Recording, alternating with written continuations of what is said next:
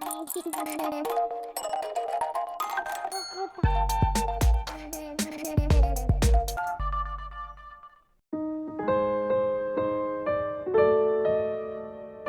buhay ay isang mahabang paglalakbay at mas magiging makulay ito at masaya kung may kasama ka. Ang iba ay maswerteng nahanap na ito habang ang ilan naman ay patuloy pa rin sa paghahanap, paghihintay at pag-aasam sa kanilang pagdating. May ilan rin naman na mas masaya na sa kanilang choice na maging mag-isa na lamang sa buhay na ito. Sabagay, kanya-kanya naman tayo ng choice, di ba? At sa araw na ito ay pakikinggan natin ang nakakakilig na kwentong pag-ibig ni na Carl at Pia.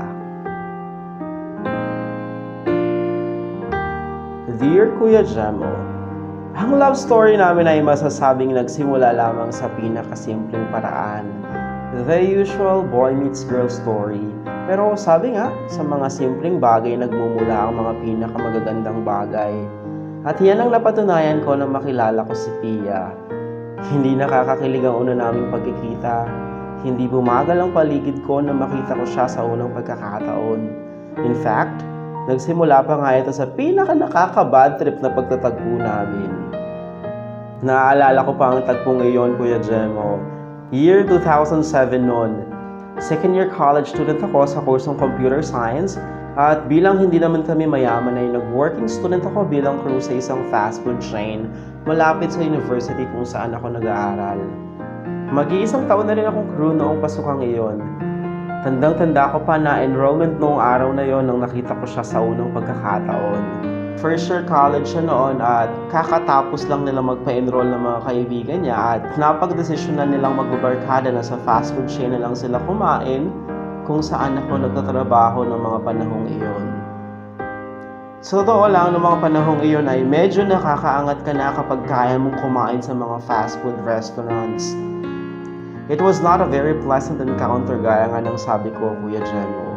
I remember being so impatient while taking their order. Since paiba-iba sila ng gustong orderin. Naiinis talaga ako kasi nga ang haba-haba ng pila ng mga umu-order sa likod nila at ihing-ihi na rin ako ng mga oras na yon pero hindi ko magawang makaalis dahil nga wala namang papalit sa akin. Isa pang nakadagdag sa inis ko ay ang napaka-arte nilang paraan ng pakikipag-usap sa isa't isa. Akala mo ay sila lang naman ang marunong mag-English kung mag-usap-usap sila. Hindi ko siya masyadong napansin noon nang mag-order sila dahil nga sa gustong-gusto ko na lang talagang maubos ang customers sa pila. After taking their order, I asked them to just wait for their food and someone would serve it to them. And then I proceeded taking orders from our customers. After a few minutes ay nakita ko sa peripheral vision ko na may customer na nagreklamo sa kasama kong crew sa order nila. Nang lingunin ko ay nakita kong isa pala sa mga maaarting customers kanina. Medyo malakas ang boses nito at muli ay narinig ko na naman ang pagsasalita nila sa pinakamaarting paraang narinig ko. Pinilit kong marinig ang reklamo nila habang nagtitake ako ng order. At talaga namang bad trip tong mga maaarting babaeng ito, nasabi ko na lamang sa sarili ko. Mas lalo pa akong na bad trip nang marinig kong pinapalitan ng kasama niya ang order nilang burger steak ng spicy chicken. Na-bad trip akong lalo nang naisip kong wala naman silang sinabing spicy chicken nung umorder sila sa akin. Nakita kong tahimik lang siya noon habang pinapanood ang kaibigan niyang nagrereklamo. Hindi ko ba alam kung paano ako nagkagusto sa babaeng ito. Sana ay di niya narinig ang sinabi ko na yon. Kung pwede ay paki-edit out mo na lang yata ang part na to, Kuya Jemo. At baka makipaghiwalay pa siya sa akin.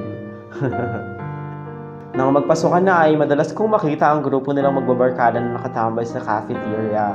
At palagi ay nag-uusap-usap sila sa pinakamaarting paraang alam nila.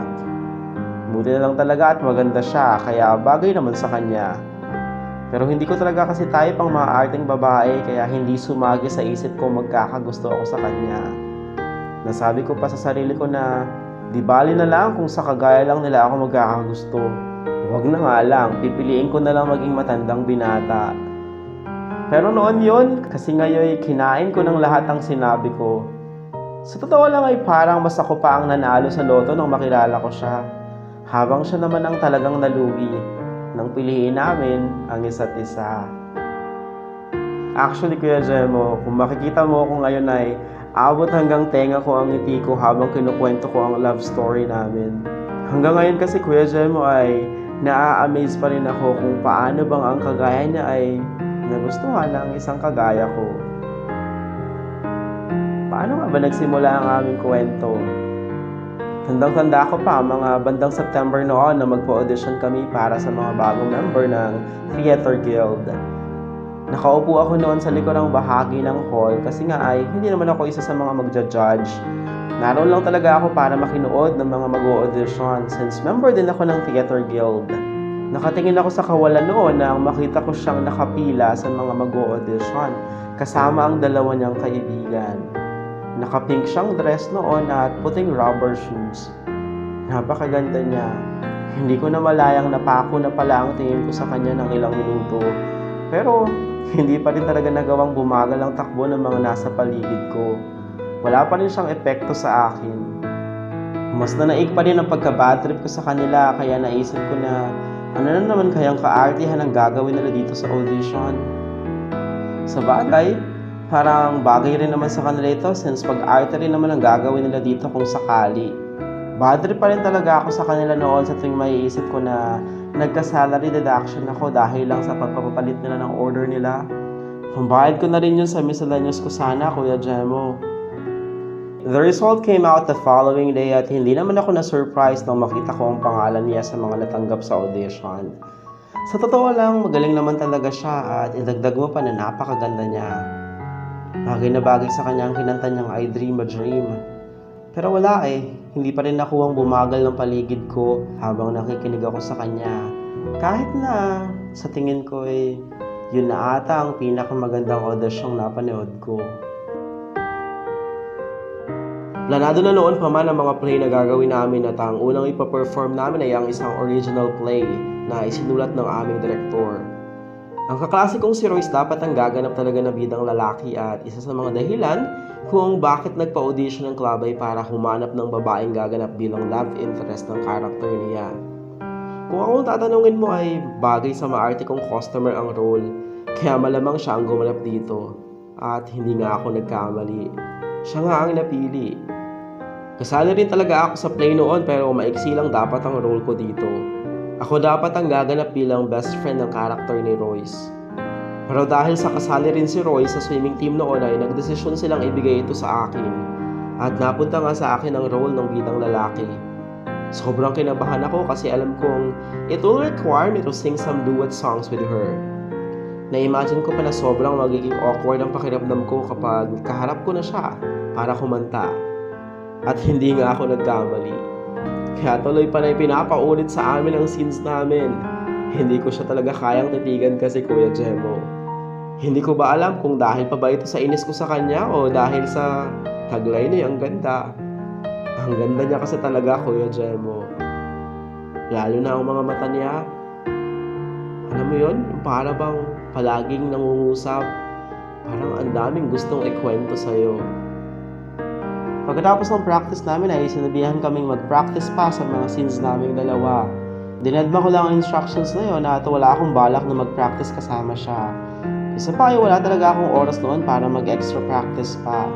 May trabaho pa kasi ako noon at may mga klase pa akong kailangang unahin.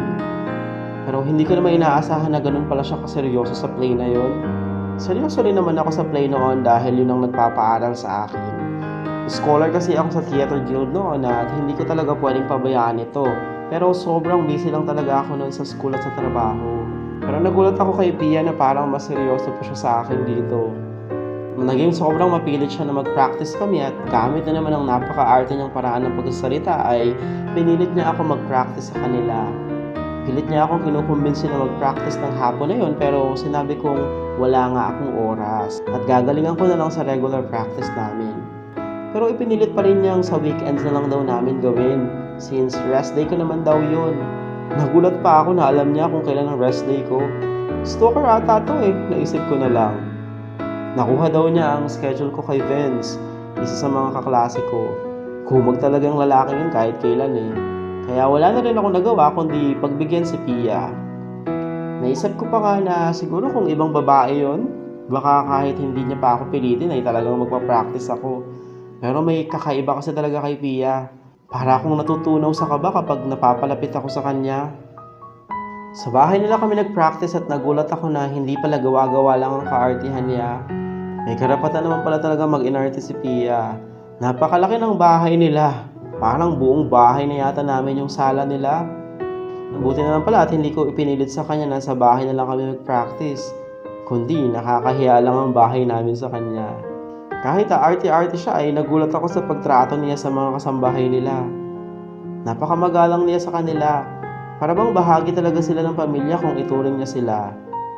Ibang klase din ang dedication niya na ma-perfect ang bawat scene namin. Kaya parang unti-unti ay nawala na ang pagka-bad trip ko sa kanya. Sa totoo lang ay ako naman talaga ang may problema sa tuwing umaarte na kaming magkasama. Sobrang nga kasi ang pagka-awkward ko sa kanya, Kuya Jemo. Hindi ko siya magawang tignan man lang sa mga mata niya. Ayokong makita niya ang pagkamangha ko sa kagandahan niya. Mas lalo pa akong namangha sa kanya dahil sa pagpapasensya niya sa akin. Ang layo-layo sa pinakitang ugali ng mga kaibigan niya noong unang beses ko siyang makita. Para bang hindi niya kagrupo ang mga maa-acting babae ngayon. At para bang ibang tao ang kasama ko noong araw na yon. Kaya noong araw din yun ay unti-unting nagbago ang tingin ko sa kanya. At unti-unti ay nakita ko na she was more than the maarting Sofia na una kong nahusgahan. Pero hindi pa rin bumagal ang galaw ng paligid ko nung araw na yon. Kinumbinsi ko ang sarili kong wala pa rin siyang epekto sa akin. Wala nga ba o talagang natatakot lang ako na aminin sa sarili ko na unti-unti ay nagugustuhan ko na rin siya. Sofia ang totoo niyang pangalan pero Pia ang tawag ko sa kanya. Actually, naiinis siya dati sa akin sa tuwing tinatawag ko siyang Pia. Sofia kasi ang tawag sa kanya ng mga tao na nakakakilala sa kanya. Ako lang daw ang tumatawag sa kanya ng ganoon. Medyo matagal siyang nabatrip sa pangalang Pia at kailan lang niya na-appreciate ito. Yun ay nung manalo si Pia Words back sa Miss Universe. Feel na feel niya kasing ganda daw na si Pia. Naisip ko na mas maganda pa kaya siya dun at talaga namang Miss Universe siya. Siya ang Miss Universe ng buhay ko. Alam kong corny pero ganoon naman talaga ata ang pag-ibig. Ginagawa kang corny nito. Hayaan niyong ituloy ko ang kwento namin ni Pia. Sa ikalawang Sabado ng pagpapractice namin ay mas lalo na akong nailang sa kanya. Pero alam kong hindi na ito dahil sa bad trip ako sa kanya, kundi dahil parang unti-unti ay bumabagal na ang paligid ko sa tuwing nakikita ko siya. Tinamaan na ata ako ng pana ni Cupido at para bang mas lalo siyang gumanda sa paningin ko nung araw na yon. Totoo pala ang kasabihan, no? Na mas lalong gumaganda ang isang tao kapag mas nakikilala mo ang tunay na kabutihan niya. Nakilala ko din ang pamilya niya noong araw na yon at na-amaze talaga ako kung gaano sila kasimple kahit na napakayaman nilang pamilya. Pakiramdam ko noon ay nasa teleserye ako. Yung tipong langit siya at lupa naman ako ng mga tema ng teleserye ng Pilipinas. Pero hindi ko ito masyadong inintindi kasi ngay alam kong hanggang paghanga lang ang pwede kong maramdaman sa kanya. Hindi na pwedeng lumampas pa roon. Noong gabing yun ay nakasama ko sila mag-dinner at aliw na aliw ako sa mga jokes ng kuya niya. Parang nawala ang pagkailang ko sa kanila. Takot din kasi talaga ako makihalubilo sa mga mayayaman kasi nga ay mahirap lang talaga kami. Ayokong mapahiya dahil lang mali ang ikinilos ko sa harapan nila. Mabuti na nga lang at hindi naman sila ganong klaseng tao. Kaya unti-unti ay napalagay ang loob ko. Kinuwento kong working student ako at kumukuha ng computer science course. Sinabi kong scholar din ako ng theater guild kung saan kami kasali ni Pia. Ikinabilib naman ito ng daddy niya. Sinusuportahan daw niya ang mga kagaya kong working student na nangangarap makapagtapos. Inalok pa niya ako ng financial assistance pero hindi ko naman ito tinanggap. Nakakahiya kaya. Nung gabing yon, pag-uwi ko ay hindi mawala sa isip ko sa Pia, Kuya Jemo. Kinabahan pa ako sa nararamdaman ko. Ayokong magkagusto sa kanya kasi alam kong malabo ang ganong kwento. Ayokong busugin ang sarili ko ng mga pantasyang hindi naman magkakatotoo kailanman. Kaya pinilit kong iwaksi ito sa aking isipan. Pag school days ay halos hindi ko makita si Pia, hindi gaya nung una. Sa tuwing may practice lang kami, doon ko siya nakikita at nakakausap. Pag minsan ay talagang sinasadya ko pang dumaan sa classroom nila para lang makita siya kahit saglit, pero mabilis na mabilis lang akong daraan para hindi niya ako makita. Gusto ko lang naman kasi talaga siyang masulipan talaga, Kuya Jemo. Ewan ko ba? Anong meron sa babaeng to at noon ko lang naranasan na magkaganon sa babae. Gusto ko siyang makita palagi. Gusto kong kausap lang siya palagi. Gusto kong ikwento sa kanya yung mga nangyari sa akin ng maghapon. Gusto ko lang siyang katabi. Palagi tuloy akong excited sa pagpapractice namin kahit na palagi naman ako nagkakamali at napapagalitan ni Miss Abuevo dahil nga sobrang awkward ko sa harapan niya. Isang hapon, pagkatapos ng practice namin ay kinausap ako ni Ma'am Abuevo. Sinabi niyang hindi daw niya nararamdaman ang kilig sa amin ni Pia. Masyado daw akong ilang sa mga scenes namin at tinanong pa niya ako kung naranasan ko na daw bang ma-in love. Natahimik lang ako. Natakot ako sa sinabi niya noon na kung hindi ko daw aayusin ay baka palitan niya ako. Nagpanik talaga ang utak ko, Kuya Jemo. Ayokong mapalitan.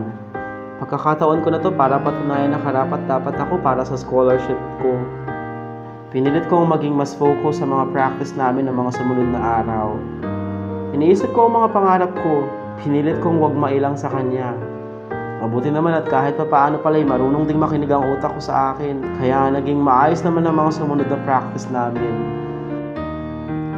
Isang Sabado ay nagulat ako na makita ko si Pia sa harapan ng bahay namin habang nagsasampay ako ng mga nilaban kong damit.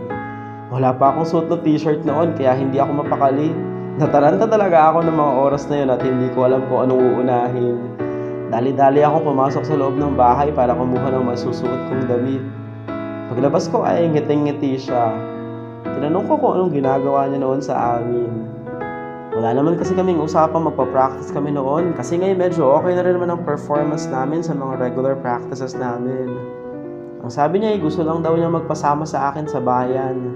Ibibili daw niya kasi ng regalo ang daddy niya at magba-birthday na ito. Hindi niya alam kung anong magandang regalo sa isang lalaki. Naisip ko na, bakit naman ako pa ang niyaya niya? Hindi pa naman kami ganun ka-close ah.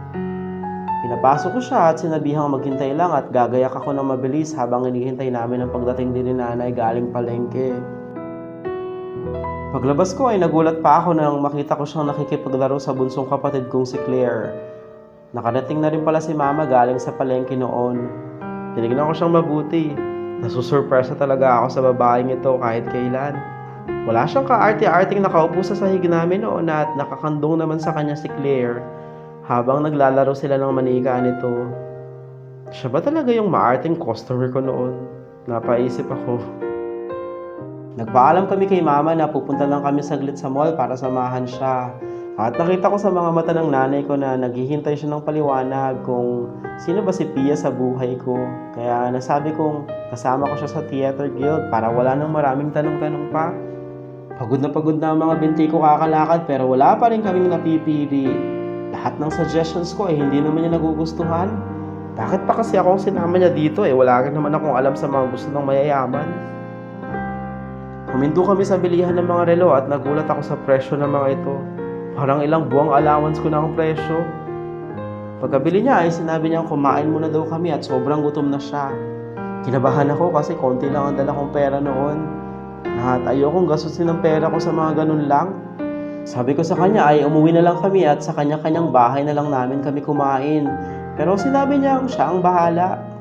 Ayokong pumayag. Hindi ako sanay na nagpapalibre at lalo na sa isang babae pa. Pero nagulat ako nang bigla niya akong hatakin sa aking kamay. Para bang bigla ako nakuryente sa pagkakahawak niya sa aking kamay. Kakaiba ang pakiramdam ko noon. First time ko makahawak ng kamay ng isang babae. Bumilis ang tibok ng puso ko. Pakiramdam ko para ba kami magnobyo na nagde-date noon sa mall. Pagpasok namin sa restaurant ay agad siyang pumunta sa counter at siya rin ang nag-decide ng kakainin namin. Nang liliit ako sa sarili ko noon sa totoo lang. Para bang gusto ko na lang kainin ng lupa sa hiya. Naisip ko na hindi talaga kami pwede. Hindi kami bagay sa isa't isa. Tahimik lang ako hanggang sa matapos kami kumain. Nang pauwi na kami ay kinukulit niya ako kung anong nangyari sa akin pero sinabi kong sumama lang ang pakiramdam ko. Nagaya na akong umuwi noon at sinabi niya ihahatid na lang daw niya ako since susunduin naman daw siya ng driver nila. Pero sabi ko ay wag na at nagmamadali na rin ako. Sinabi kong sasakay na lang ako ng jeep pa uwi para di na siya maabala pa. Mangungulit pa sana siya pero tumalikod na ako kaagad. Nangiyak-ngiyak ako noon, Kuya Jemo, habang naglalakad papuntang sakayan. Para akong tanga kasi wala namang nakakaiyak. Basta ang bigat lang ng pakiramdam ko noon. Kung iisipin ay wala naman talaga siyang ginawang mali sa akin. Pero ayun ako, maluha-luha at nanliliit sa sarili. Habang nakasakay ako sa jeep ay naisip ko na hindi talaga kami bagay sa isa't isa. Kaya dapat habang maaga pa ay iwasan ko na lang si Pia. Habang kaya ko pa. Pag-uwi ko ay dumiretso agad ako sa kwarto. Mag-e-emote na sana ako nang makita kong na doon pala ang kapatid ko. Magkasama kasi kami ni Leo sa kwarto. Kasi nga, maliit lang ang bahay namin. Nang sumunod na practice at nakita ko si Pia ay naging ilag na ako sa kanya. Kaya medyo nagtaka siya pero hindi ko ito ipinahahalata sa tuwing kailangan na namin mag-perform. Inisip ko na lang na sa performance namin ko ilalabas ang nararamdaman ko para sa kanya. Para kahit papano ay maging makatotohanan naman talaga ang aking performance. Ilang araw na gano'n ang nangyari sa amin. Matipid lang ang mga sagot ko sa kanya at medyo ilag talaga ako sa tuwing lumalapit siya sa akin. Isang bagay na ikinalungkot ko, pero naisip ko na yun ang tamang gawin. Isang hapon na wala kaming practice ay nagaya ang kaklase kong kumain kami ng street food malapit sa campus. Kumakain ako ng fishball noon nang magulat ako na lumapit siya sa akin at bumili rin ng fishball. Bumili rin siya ng kikiam at egg ball o yung kwek-kwek kung tawagin. Tinanong ko siya kung anong ginagawa niya at baka mamaya sumakit pa ang tiyan niya doon. Natawa lang siya sa akin. Lagi naman daw siya kumakain noon kasama ang kuya at daddy niya. Pero hindi nila pwedeng sabihin ito sa mami niya. Magagalit daw kasi ito. Sinabi niyang favorite daw niya ang kwek-kwek. Natawa pa ako sa pagkakasabi niya nito kasi parang hindi naman bagay sa kanya. Ang sosyal niya kaya magsalita. Tinanong niya ako kung ayos lang daw ba na sa tuwing kakain ako ng street food ay yayain ko siya. At favorite daw kasi talaga niya yun pero ang mga kaibigan niya ay ayaw naman kaya wala siyang makasamang kumain. Ako na ang nagbayad sa kinain namin noon at noong mga oras na yun ay medyo nawala ang paniliit ko sa sarili ko. Siguro ay dahil na rin sa kasimplihan niya. Hindi ko man gusto ay alam kong hindi ko na mapipigilan pang mas lumalim pa ang nararamdaman ko para sa kanya. Halos 3 beses sa isang linggo Kuya Jemo ay kasama ko siyang kumakain ng kung ano-anong mga murang pagkain sa labas ng campus. Nakakatuwa siya sa totoo lang. Pag minsan ay tinititigan ko lang siya habang kumakain. Manghang-mangha pa rin ako sa ganda niya. Manghang-mangha ako sa kasimplihan niya. Para bang hindi niya alam kung gaano siya kaganda, kung alam lang niya. Simula nun ay sabay na rin kami nagla-lunch araw-araw. Nagbabaon siya at palaging may ekstrang ulam at saging para sa akin. Isang bagay na talagang tumunaw sa puso ko. Kaya pinakiusapan ko rin si Mama na medyo dagdagan niya ang ulam na ipinapabaon niya sa akin. Para naman maisip rin niya kung gaano siya ka-espesyal sa akin. Alam ko medyo nawiwirduhan ng mga kaibigan niya sa kanya pero parang sa tingin ko wala lang naman sa kanya yung mga iyon. Para bang wala siyang pakialam sa mga iniisip ng iba. Alam kong habang tumatagal ay mas lumalalim pa ang nararamdaman ko para sa kanya. Hindi ako sigurado kung ganoon rin siya. Ayokong bigyan ng kulay ang mga ginagawa niya para sa akin. Baka masaktan lang ako. Lalo na pag malaman kong hindi naman pala kami pareho ng nararamdaman. First week of November noon at ilang araw na lang ay play na namin nang biglang hindi nagpapasok si Pia sa kanyang mga klase. Nag-alala talaga ako sa kanya noon at baka kung anong nangyari na sa kanya. Kaya kahit na nahihiya akong bumalik sa kanilang bahay ay nagdesisyon akong bisitahin siya. Nalaman ko nagkabulutong pala siya at nagpapagaling na. Hindi niya ako hinarap noon at baka mahawa pa daw niya ako. At isa pa daw ay ang pangit-pangit daw niya. Naisip ko na kahit naman anong maging itsura niya, siya pa rin ang pinakamaganda sa aking paningin. Siya kaya ang Miss Universe ng buhay ko. Nang gumaling siya ay balik na kami sa dati. Inabutan ko siya ng chocolates bilang pag-welcome back at tuwang-tuwa siya. Akala mo naman first time niya makatanggap ng chocolates nakita ko nga sa kitchen nila na napakadami nilang stocks noon. Kulang na lang ay magbenta sila ng chocolates sa dami. Ewan ko ba? Basta natutuwa ako sa kasimplihan ni Pia. Natutuwa rin ako sa pagiging appreciative niya. Kahit ano lang atang ibigay mo sa kanya, matutuwa na siya. Nung gabi ng performance namin ay parang sasabog na ang puso ko sa kaba. Sinabi ko ito sa kanya at sinabi niya sa akin na siya man din daw ay kinakabahan. Hinawakan niya ng mahigpit ang mga kamay ko at sinabing kaya namin iyon. Pagbukas ng curtain ay mas lalo akong kinabahan sa dami ng nanonood.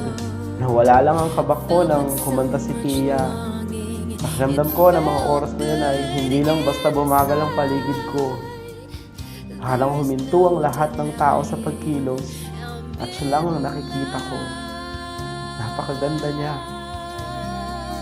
Muntikan ko nang makalimutan na ako na pala ang susunod.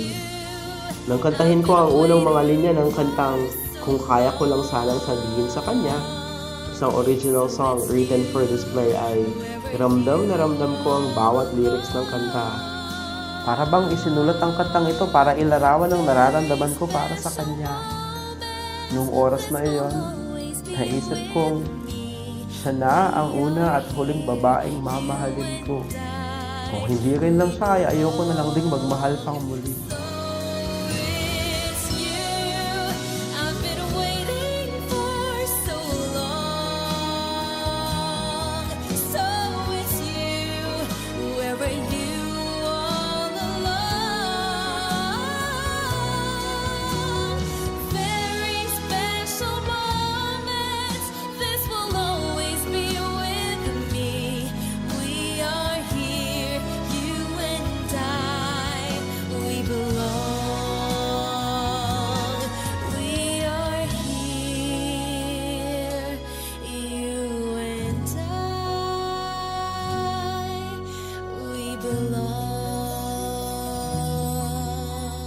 Sa dami ng mga espesyal na mga sandali na kasama ko siya ay baka abutin tayo ng bukas, Kuya Jemo, para lang maikwento ko sa iyo ang mga ito at mailarawan ang nararamdaman ko para kay Pia.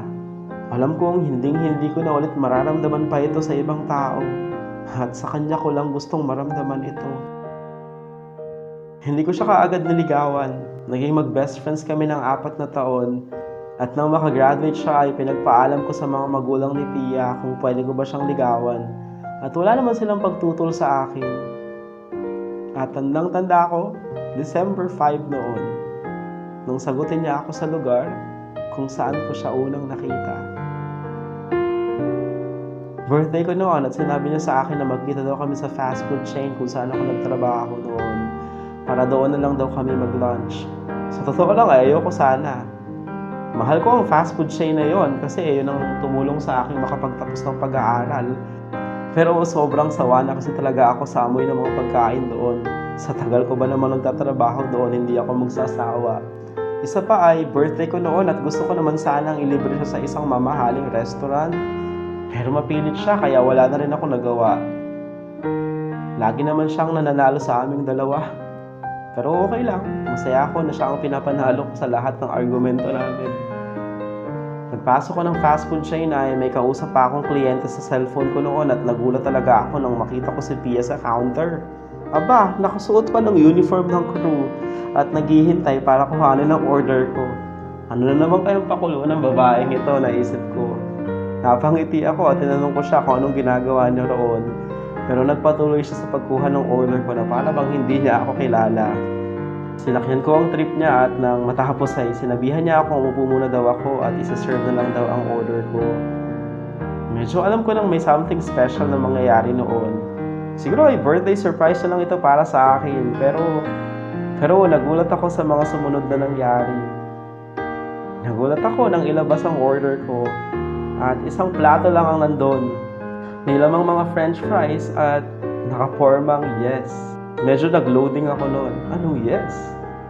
Tinitigan ko siya na para bang naghihintay ako ng paliwanag at tumango lamang siya at sinabing, kung sa akin daw ay isang bad trip na tagpo ang aming pagkikita, sa kanya naman daw ay isang napaka-espesyal na araw ito. Dahil sa unang beses pa lang daw na pagkikita namin ay alam na niyang may something special sa akin. Isang bagay naman na ikinagulat ko. Hindi ko inaasahan yun sa kanya. Akalain mo ba naman yun? Na mas nauna pa pala siyang nagkagusto sa akin. Kinikilig ako habang iniisip ko ito, Kuya Jemo. Tumungo siyang muli. Oo daw, sinasagot na daw niya ako. Halos maiyak-iyak ako ng mga oras na yun, Kuya Jemo. Ganun pala ang pakiramdam, Kuya Jemo, na ibigay sa'yo ang napakatamis na oo ng isang taong sobrang pinahahalagahan mo. Ang babaeng sobrang minamahal at nire-respeto mo. Sinabi ko sa kanyang napakapasabog naman ang pagsagot niya sa akin. Samantalang pwede namang umuo lang siya. Pero naisip ko rin na ganun talaga si Pia eh. Gusto niya palaging espesyal ang lahat. Isang bagay na minahal ko sa kanya. Noong araw na yon, Kuya Jemo, ay ipinangako ko sa sarili ko na mamahalin ko siya at pagsisilbihan habang buhay. Isang pangako na hanggang ngayon ay masaya kong tinutupad. Kasama pa ng ibang mga pangakong ginawa namin noong araw ng kasal namin. Magsasampung taon na kaming kasal sa darating na December. May 3 anak na rin kami at maligayang maligaya sa piling ng isa't isa. Wala na akong hahanapin pa sa buhay na ito. Sapat nang makasama ko ang Miss Universe ng buhay ko sa panghabang panahon. Hanggang dito na lang, Kuya Jemo. Maraming salamat. Nagpapasalamat at patuloy na umiibig kay Pia, Carl. Grabe naman yun, Carl. Isa lang ang masasabi ko sa inyong kwento ni Pia. Sana all. Salamat sa nakakakilig na kwento ng buhay pag-ibig ninyo, Carl at Pia. Naging saksi din ako sa pagmamahalan ninyong dalawa. Sana ay maging maligaya lang kayo panghabang panahon. Maraming salamat din sa inyong lahat, mga minamahal kong tagapakinig. Naghihintay ako sa inyong mga komento upang malaman ko kung nagugustuhan nyo ba ang mga kwentong aking ibinabahagi. Sana ay patuloy kayong sumuporta sa akin. Show me some love by subscribing and clicking the notification bell for more updates. You can also send your stories at jaredomni4@gmail.com. And together, we will all listen to you. Maraming salamat. Until then, love, Kuya Jemo.